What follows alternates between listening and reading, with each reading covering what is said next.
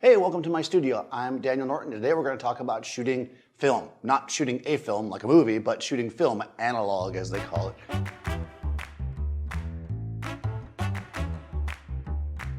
You know, there was a time when there was this whole debate going on where it was like, what's better, right? When digital was new, like better film, better digital, and there was this back and forth about some people were on one side, some on the other. I think by now we pretty much have all decided that digital is the standard, right? But there is still room to shoot analog. A lot of times for either special projects or certain looks, and also for art, as they say, right? So I thought I would talk a little bit about that. Maybe if you're interested in it and you didn't really know where to begin, we can go through that. And of course, we're going to make a portrait because just standing here talking about a camera is not going to be that interesting. So I just want to talk about quickly this idea that like you'll see people talk about all the time, like, I shoot film because you don't know what you're going to get. That's not really true. I mean, it is true that you don't see the image right away, right? So there's that part. But if you understand exposure, you understand focal length, you're looking through the camera, you know when you press the button, you will know what you're going to get to a certain level. But there is also that beauty of receiving back the scans, which is what we're going to do, or developing that role and looking at it and seeing that little moment, because you have to wait, right? There's like this anticipation, and that's kind of part of it, right? I'm going to use the RZ, the Mamiya RZ here. The reason why I'm choosing this camera, and I have lots of film cameras, it's a bit of an addiction, right? The RZ was, when I was working a lot in fashion and stuff, this was considered the pro camera. It's a 6 by 7 centimeter exposure area on the film, right? So you're looking at, when you're thinking about film, the larger the film, you could almost think about it like megapixels is not exactly the same. Technical people making comments right now. But think about it like the larger the film, generally the bigger you can print it without distortion, right? Because you're enlarging, right? So if you start with something that's very tiny, you have to enlarge it just to get it this big. So typically for professional projects, we're gonna wanna shoot a larger negative. 6 by 7 gives you kind of a good format. It's not that skinny format that you get with 35 millimeter or super skinny format we get with like video 16 by 9. It's kind of a little bit more square.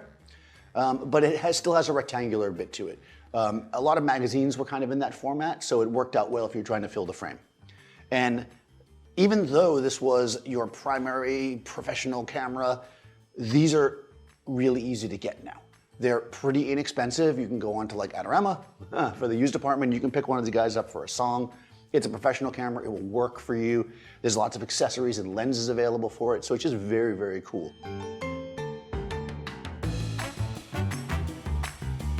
Okay, so Marissa's here. She just came from visiting with Laura Ingalls.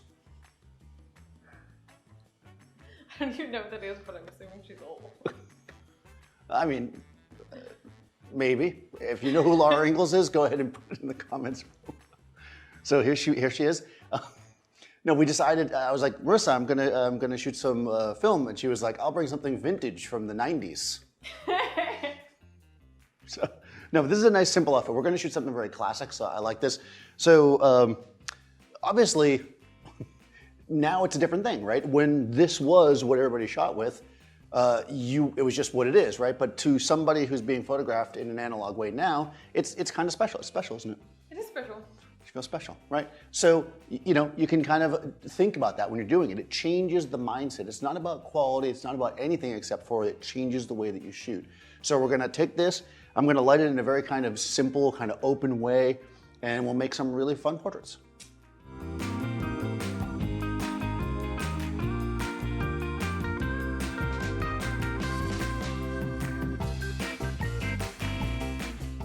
All right, so I got Marissa here on set. And before we shoot some images here, let me talk a little bit about how we've lit this up. So you can see I've got two panels here by Chimera. These are diffusion panels.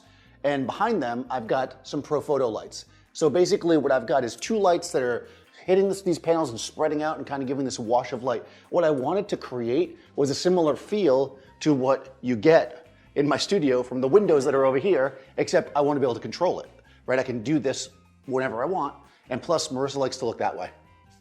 That's her better side. So I do everything for Marissa. So that is right? Did I do it right? Did I do it backwards? No, that's right. Yeah, I did it right. Okay, good. So yeah, there was instructions. Green M&Ms, make sure the lights are on the left, or camera left, subject right. So yeah, we're gonna keep it nice and simple. Now, There's a bunch of different ways to do this, and I'm getting ready for the traditionalists to leave a comment now about how I'm doing it wrong, but what I like to do when I'm doing this kind of stuff, since we have the technology here, we have the technology. We can rebuild. No? She's gonna Google that after. All right, so I like to use my digital camera. In fact, I got into a habit of doing this years ago, when I had my first digital camera, I would use the digital 35mm by Canon as my Polaroid for my 35mm film camera. Like I would just bring it with me. This is what we're gonna do now. I'm tethered into Capture One just so you guys will be able to see. And I've got a Nikon, this is my Nikon Z6 II. I'm just gonna use the TTL of the Profotos. Oh, I should also point out, by the way, you probably see here, I'm sure you're looking at it, there's a flag there. That's because these Profoto lights spread out really far, right? So I didn't want it to hit the background with any harsh light. That's why there's a flag back there, if you're wondering. Anybody who noticed that flag and was thinking, what is that flag back there? All right, so we're gonna line this up. I'm using TTL. I'm gonna set my exposure where I want it to be. We're gonna shoot it, this camera syncs at 200th of a second, so that's where I'll stay. F8, 400 ISO. Let's take a shot. Okay. Okay. Looks like it's a little on the dark side. Although, that's pretty nice, actually. Yeah, it's a smidge dark. So I'm gonna take my, my exposure. I'm just gonna switch to manual now. And I'm just going to raise everything up. They're kind of creating one large source. So I'm gonna bring up both lights simultaneously, and I'm gonna bring them up half a stop. Get the exposure that we like. Good. Yeah, that looks pretty good. Let's take a peek. Now, of course, what we can do here is, if we can jump over here and switch to, let me just do it here, I guess. We can switch to black and white, because that's what we're gonna shoot, so we can get a better feel of what the light's gonna look like. I'm not gonna do anything special, I'm just gonna do that. Yeah, it's nice and soft and simple. Soft and simple. There's all kinds of profiles you can get for different films too, so if you wanna kind of work together.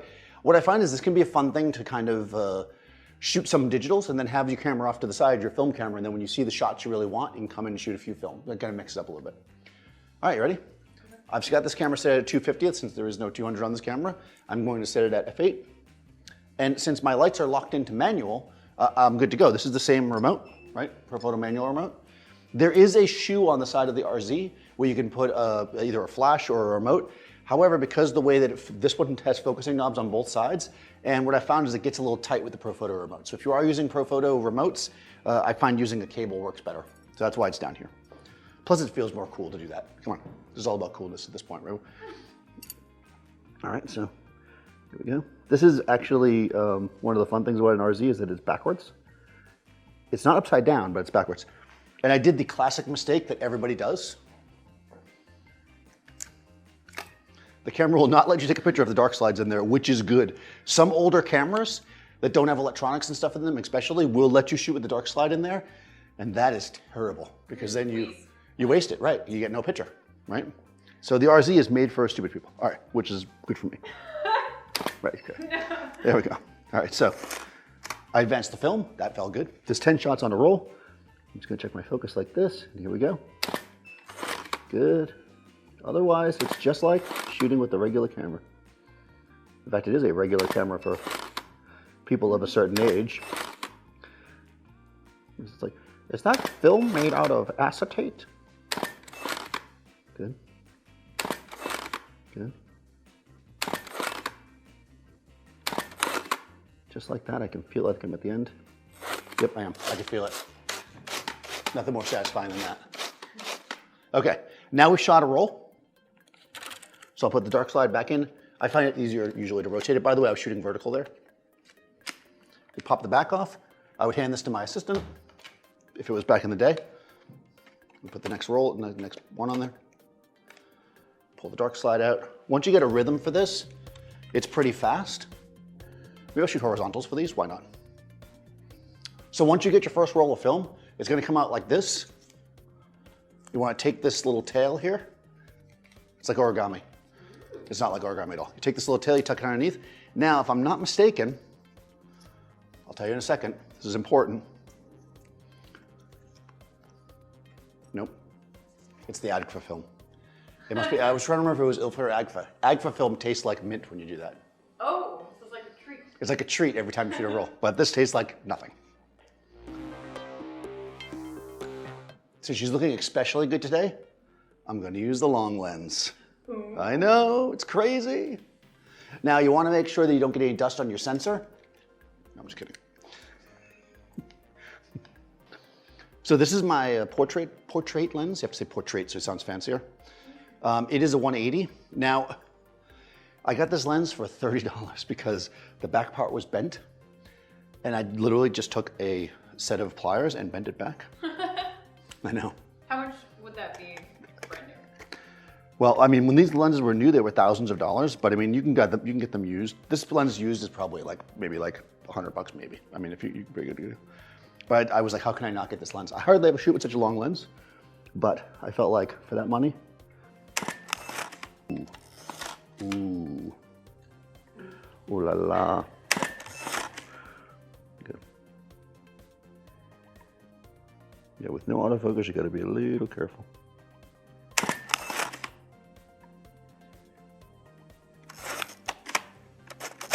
Oh, that was the last shot. Wow, Marissa, you make me shoot so fast. She makes me shoot so fast.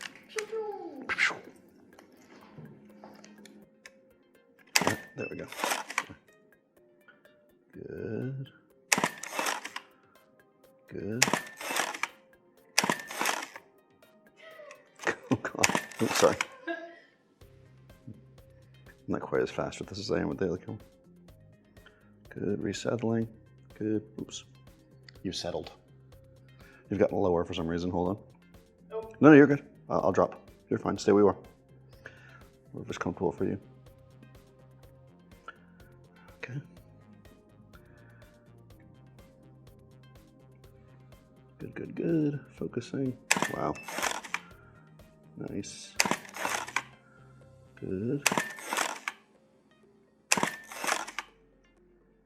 Good. Oops. Good. Wow, okay.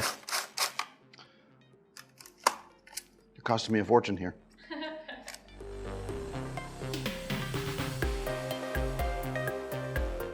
Okay, so I had that one pack of film. It's super old, so, you know, who knows? We'll see what'll happen, but we might as well shoot it and see what we get, right? This is 3000 speed, so I already did a TTL test to get me up to the proper exposure.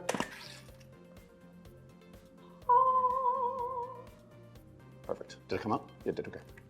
Oh, that's not bad. Not bad. Good. Good, good, good. Here we go.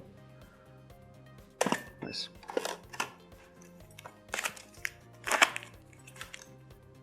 Like a baller.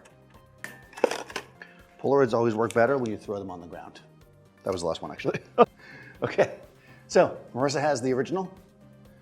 This is the negative.